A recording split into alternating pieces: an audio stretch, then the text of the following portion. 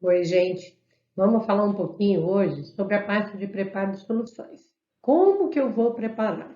Eu listei para vocês algumas perguntas que têm que estar na sua mente antes de você iniciar o preparo de uma solução. Então, vamos entender quais são esses pontos importantes. Primeiro, o que eu tenho que fazer antes do meu preparo? Você sabe quais reagentes que você vai usar? Você sabe qual é a ficha de informação de segurança desses produtos químicos? Todos esses reagentes estão disponíveis para você no preparo da solução? Quanto que você está precisando preparar? Qual a unidade de medida? Qual a concentração, né? Assim falamos como unidade de medida. Como que eu devo fazer os cálculos para poder preparar essa solução? Para eu saber qual a quantidade que eu vou usar? Quais vão ser os equipamentos que eu vou precisar? Você vai usar algum produto que é nocivo à saúde? Você viu o rótulo? Quais são os seus EPIs necessários para você preparar aquela solução? Que tipo de água que você precisa ter no seu laboratório para preparar esse tipo de solução que você quer? Quais são as vidrarias? A solução, ela vai ser chamada de uma solução estoque ou vai ser para uso imediato? Você vai guardar essa solução? Então, essas são algumas das perguntas que tem que vir na sua mente toda vez que você for preparar uma solução. Mas como que eu vou começar a responder essas perguntas então? Então vamos lá entender um pouquinho sobre isso. Quando a gente fala, se você olhou se tem os reagentes, quais são as fichas FISPIC? Fichas FISPIC significa ficha de informação de segurança do produto químico. Então, todo produto químico ele tem uma ficha de informação de segurança de produto químico, seja ela qual for. Imagine que você está querendo saber sobre água sanitária, que é uma coisa que tem no seu dia a dia. Ou você tem interesse, por exemplo, em saber de um detergente, ou de um tipo de tinta, um tipo de cimento, seja lá o que for. Seja qual for o produto, ele vai ter uma ficha de informação de segurança de produto químico. Então, a ficha de segurança de produto químico, chamada de FISPIC, ela vai estar disponível. Aonde ela vai estar disponível, Renata? Ela sempre vai estar disponível hoje na internet. E todos os fabricantes de qualquer produto químico, ele tem que colocar a ficha de informação de segurança disponível. Então, por exemplo, se eu vou comprar de um determinado fabricante, de uma determinada marca, essa marca vai disponibilizar para mim a ficha de informação de segurança do produto químico. Aí eu vou comprar de outra marca, da outra marca também tem. Aí eu preciso saber qual a marca? Não, você não precisa saber qual a marca. Qualquer marca de um determinado produto, ela vai seguir uma normativa de produção daquela substância e ela vai ter uma dosagem que tem que estar dentro de uma média permitida, que nós chamamos das normas brasileiras, as NBRs. Mas só para você entender, essas fichas estão disponíveis, então, quando você entrar, por exemplo, na internet, eu quero saber do HCl, do ácido clorídrico. Então, se eu colocar lá FISPIC, ácido clorídrico, vai aparecer um monte, uma infinidade de fichas de informação de segurança de produtos químicos.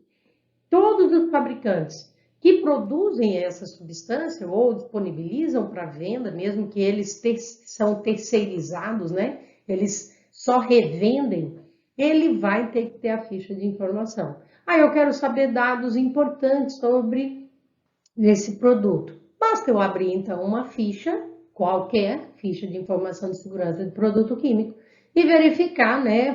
Colocar lá FISPIC, HCl, e eu baixar uma dessas fichas para eu identificar algumas informações importantes. Todas elas trazem alguns itens que são obrigatórios, então elas todas vão seguir a mesma sequência de itens. Todas elas têm 16 itens que vão estar disponíveis. Então, toda ficha de informação de segurança de produto químico, ela segue a norma regulamentadora número 26 do Ministério do Trabalho. E ela diz para nós todas as informações que são pertinentes. Então, vamos imaginar, por exemplo, que para você a maior importância é qual a composição do meu ingrediente, do meu produto químico, em que eu tenho que me cuidar para poder trabalhar com ele, Quais são as informações que eu preciso, por exemplo, de propriedades físicas e químicas? Então, eu tenho lá, como, por exemplo, densidade, ou o tipo de solubilidade, se ele é solúvel ou não em uma determinada substância. Então, isso é importante para nós. A ficha FISP, ela é muito útil para nós. E sempre antes de utilizarmos qualquer reagente, é importante eu saber que eu tenho, como que eu tenho que manusear. Até mesmo quais os EPIs que são necessários para o manuseio, se eu tenho que trabalhar dentro de uma capela de exaustão para abrir o reagente, ao invés de abrir na bancada. Então, isso é importante. Bom, a partir do momento que eu já sei quais os cuidados que eu tenho que ter com esse reagente, já sei que eu tenho ele lá disponível para eu trabalhar. Agora, basta eu saber qual a quantidade que eu vou querer preparar. Essa quantidade que eu quero preparar, lógico que vai depender de minha substância é sólida ou líquida. Normalmente, nós preparamos soluções em meio aquoso. Até mesmo porque, se for, por exemplo, para a área da saúde, para a área da construção civil, para o nosso dia a dia, nós sempre trabalhamos em meio aquoso, porque o nosso planeta Terra, o solvente considerado como solvente universal é a água. Então, na maioria das vezes, nós preparamos soluções em meio aquoso. Se são soluções em meio aquoso, nós utilizamos, via de regra, como unidade de medida, o mililitro, o ml. Mas aí eu preciso saber, ok, eu quero preparar quanto? Bom, vamos imaginar que você queira preparar lá 250 ml de uma solução. Agora vai faltar eu saber o quê? Qual vai ser a unidade de medida que eu vou trabalhar para preparar essa solução. Quando pensamos em unidade de medida, né? Qual a unidade de medida? Qual a concentração? É mais bonito falar, né? Concentração do que unidade de medida. Eu estou falando em quais as maneiras que eu vou expressar, mostrar qual a quantidade que eu tenho naquela substância na minha solução, no meu todo. Na química, normalmente usamos 3 maneiras de medir essa concentração ou a quantidade que tanto da substância que eu tenho que está dissolvido lá no meu solvente, que normalmente, como eu disse, é a água. Na maior parte das vezes trabalhamos com concentração comum, com molaridade e com porcentagem ou título, né? A quantidade em porcentagem. Então, por exemplo, concentração comum, eu vou dizer quantos gramas de uma determinada substância tem um volume, só que escrito em litros. Mesmo que na hora que eu estou preparando a solução, eu vou medir o volume em ml, mas na hora de escrever no rótulo eu tenho que dizer qual a quantidade da massa que está em o volume de 1 litro. Quando é molaridade, molaridade significa número de moléculas para um determinado volume também em litro. Repare que eu estou medindo gramas, qual a quantidade em massa, dada em gramas, por um volume em litro. Na outra, eu estou medindo qual o número de molécula, qual a proporção em mol, eu tenho um volume de litro, que normalmente a gente escreve mol por litro ou molar, ou apenas um M maiúsculo, que está querendo dizer a mesma coisa. E eu tenho ainda porcentagem. Porcentagem significa qual a proporção em porcentagem, por 100, né? Como o próprio nome diz, porcentagem por 100 que eu vou colocar dentro do meu material. Por exemplo, soro fisiológico. O soro está 0,9%, quer dizer, eu tenho 0,9 gramas de NaCl em cada 100 ml do soro fisiológico. Aqui é um exemplo que eu estou dando para vocês. Mas como que eu faço esses cálculos? Vamos entender como é que eu faço essas continhas, então, uma por uma. As contas, elas sempre vão mostrar para mim qual a quantidade dessa substância de interesse, que eu vou chamar de soluto, comparado, relacionado com a quantidade do solvente ou da solução como um todo. Para isso, então, eu tenho que fazer cálculos distintos. Eu mostrei para você ali que eu tenho contas, né? Continhas, regras, fórmulas diferentes. conseguir preparar essas soluções. Então, vamos entender como é que a gente prepara essas soluções. Vamos primeiro pensar no primeiro cálculo, que seria concentração comum. Quando eu penso em concentração comum, vou dar um exemplo aqui. Não importa qual seja a substância, qual seja o volume de interesse, mas aqui eu estou te dando um exemplo. Por exemplo, suponha que você queira preparar 250 ml de uma solução de KCl e a sua concentração que você quer alcançar é de 1,5 gramas por litro. Então, a primeira coisa que eu tenho que entender, pela fórmula, a minha quantidade de KCl que eu vou pesar vai ser igual à minha concentração que eu quero chegar, que é 1,5 gramas por litro, e multiplicar isso por um volume em litro. Como o meu volume está em ml, 250 ml, eu vou ter que passar isso para litro. Para passar para litro, basta dividir por 1000. Então, 250 dividido por 1000 dá 0,25 ou 0,250, tanto faz, né? O zero ali não vai fazer diferença. Então, repare, vou pegar o laser point para facilitar, repare que, então, a minha quantidade que eu vou ter que pesar da minha substância vai ser a concentração que eu estou atualmente, que eu quero chegar, né, que é 1,5, quero alcançar 1,5 gramas, e eu quero um volume de 250 ml, que é o mesmo que 0,25 litros. Então, basta eu pesar 0,375 gramas desse produto puro.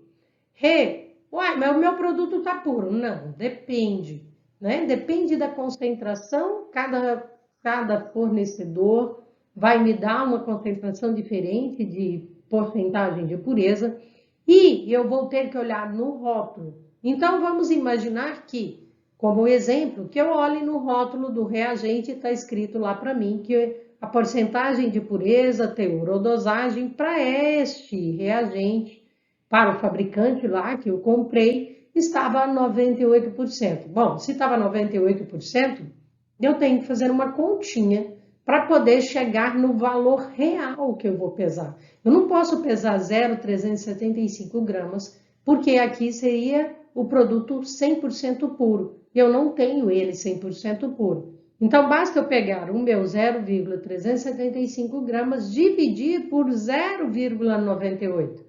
Ao fazer essa divisão por 0,98, que é o 98 dividido por 100, dá o 0,98.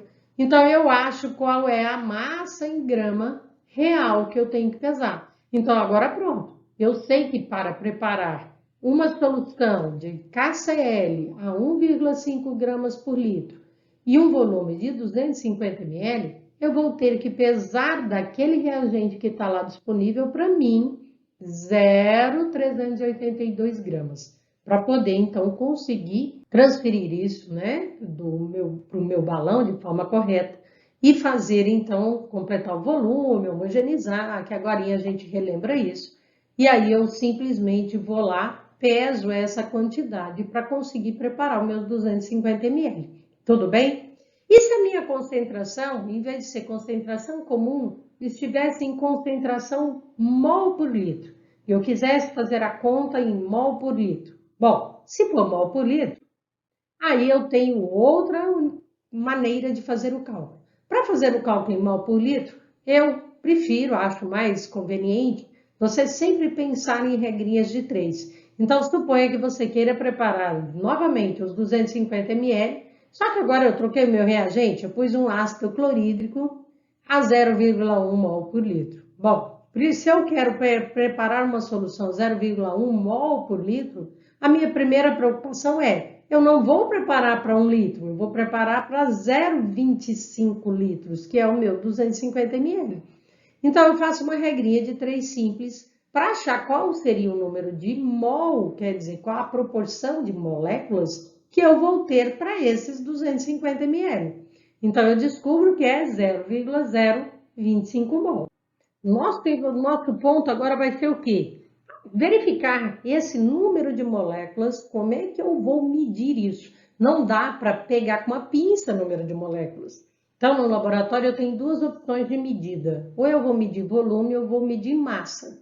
Mas é importante você pôr na sua cabeça.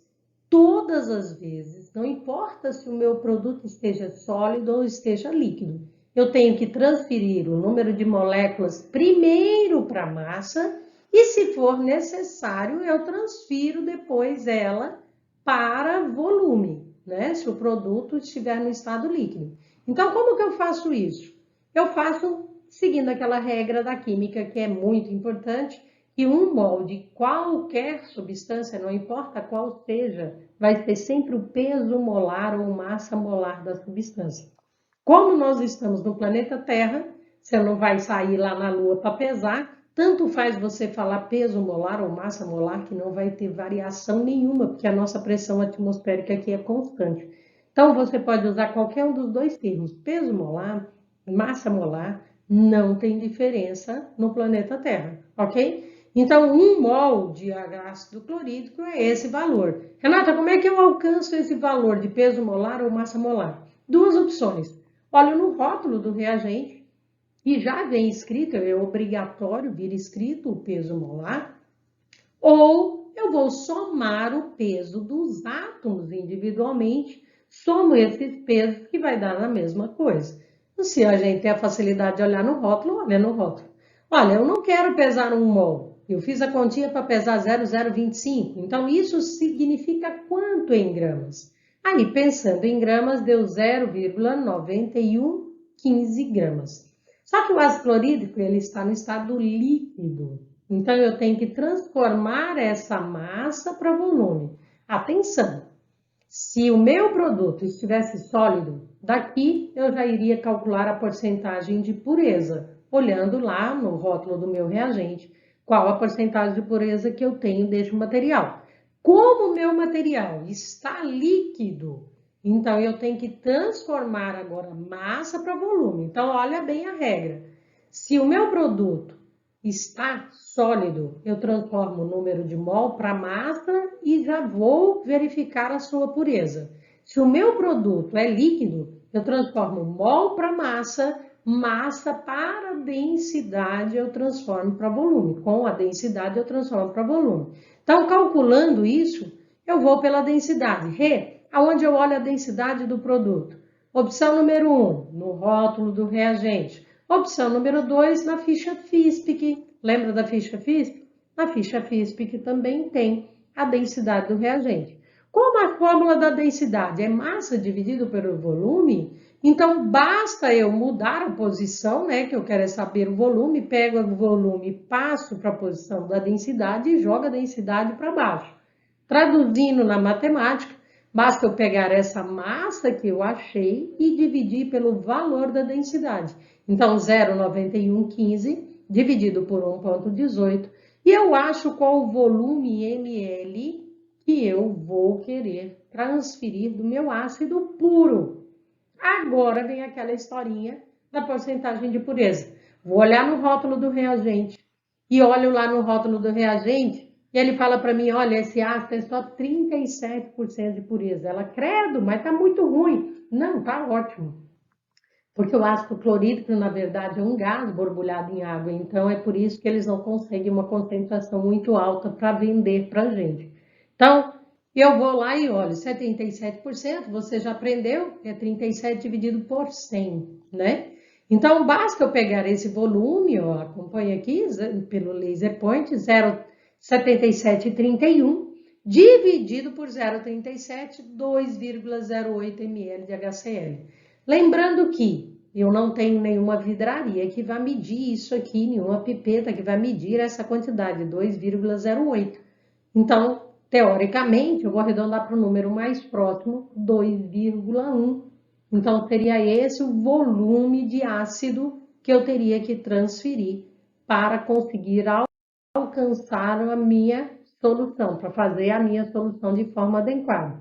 E se for título? Para título, então, eu preciso entender. Vamos pegar outro exemplo aqui. Eu peguei do soro fisiológico, que é mais fácil. Acho que todo mundo conhece, né, soro fisiológico. Então, suponha que você quer preparar 500 ml de uma solução de NaCl a 0,9%.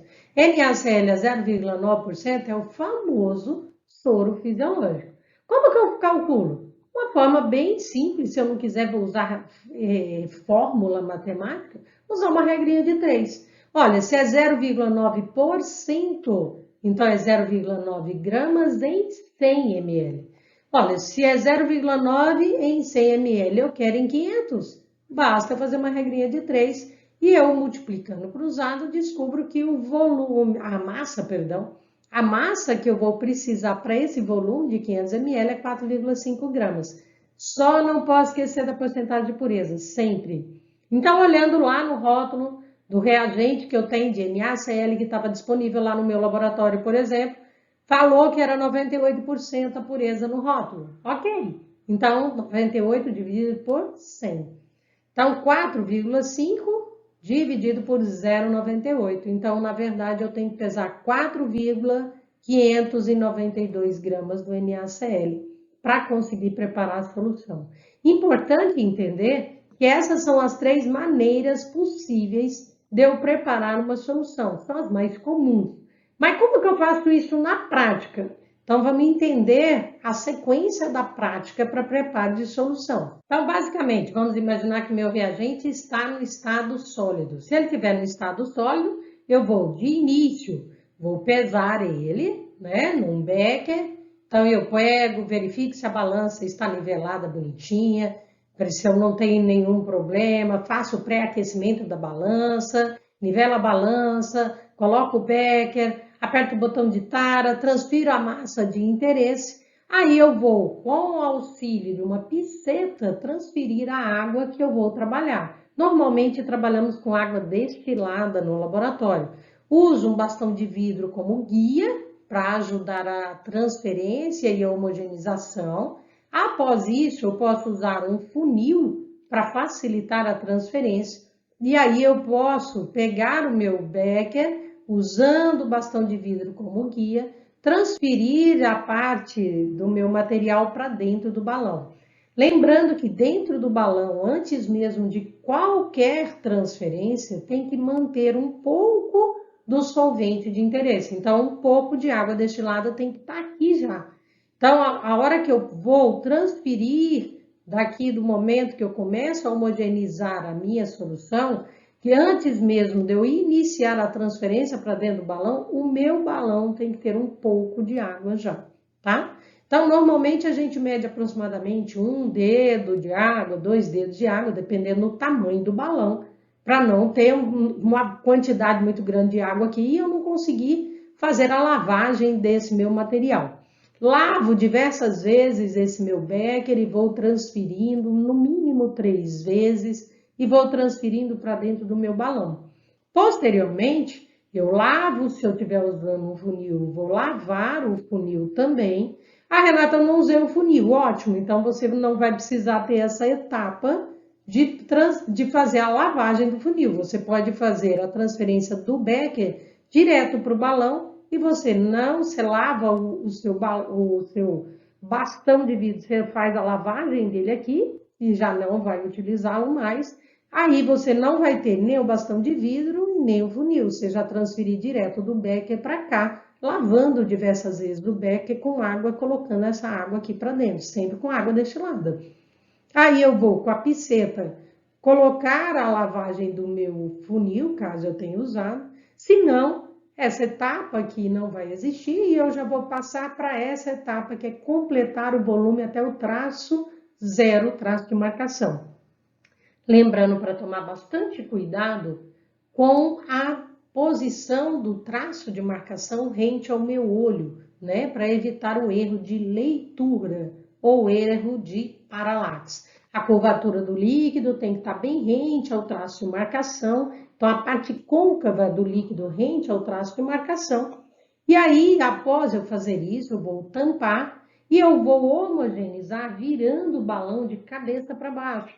Então, eu apoio a tampa do balão na minha mão, né? Seguro o fundo ou o bojo do balão e vou agitar diversas vezes, voltar de cabeça para baixo, agitar diversas vezes, voltar de cabeça para baixo. Faço isso diversas vezes, pelo menos umas 5 vezes. Por que eu tenho que virar de cabeça para baixo? Para homogeneizar a solução que está nessa parte do gargalo ela se misturar de forma homogênea com a parte que está no fundo. Então, eu faço isso diversas vezes, homogenizo, girando, rodando o balão. Eu posso girar com as duas mãos, ou se o balão for pequeno, com uma única mão, mas o importante é fazer essa homogeneização de forma adequada. E para fechar, então, basta agora eu transferir para dentro de um frasco, ou de um frasco de polipropileno, né, que é de plástico, ou um frasco de vidro. Vai depender do meu reagente, ele reage ou não com o vidro. Normalmente guardamos em frascos de vidro, exceto alguns produtos que podem corroer o vidro, como por exemplo o hidróxido de sódio, né, o NaOH, o ácido fluorídrico. Não é muito comum a utilização do ácido fluorídrico, mas vai que você precisa preparar. Aí, nesses casos, eu sou obrigada a transferir para um frasco de polipropileno, que é um frasco de plástico.